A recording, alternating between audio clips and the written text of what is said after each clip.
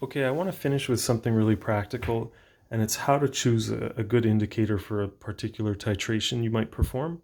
Tomorrow we're going to get heavy into indicators, but today I'm just going to show you something really simple.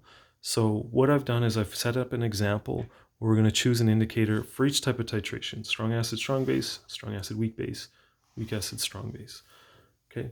The only thing you need to consider when choosing an indicator is what the pH is going to be at your equivalence point. Okay, so strong acid, strong base, we know the equivalence point is at a pH of 7.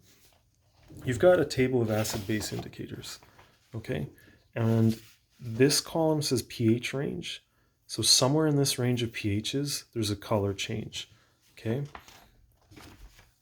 You just want one with a pH of 7 in the range. There are a couple.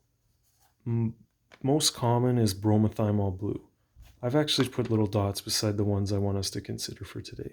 So methyl red, bromothymol blue, and phenolphthalein.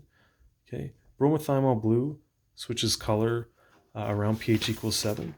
So that's going to be my choice, bromothymol blue. Okay, for a strong acid weak base, is the pH greater than or less than 7 at the equivalence point? Okay, that's like the big thing to just walk around knowing from today's lesson, is that a strong acid weak base titration, the equivalence point is at a pH of less than 7. I always think of it the strong acid wins, so the pH will be acidic. Okay, so we need an indicator with a pH range less than 7. All of these look like they would probably work, but again, I just want to limit my choices here. So I'm going to choose methyl red here. Okay.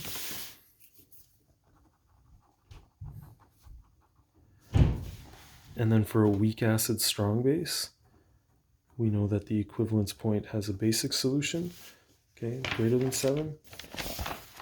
So I'm going to choose this one, phenolphthalein. Just on a personal level, I really like saying phenolphthalein. Where else you get a nice PHTH? There are a few words. Look them up.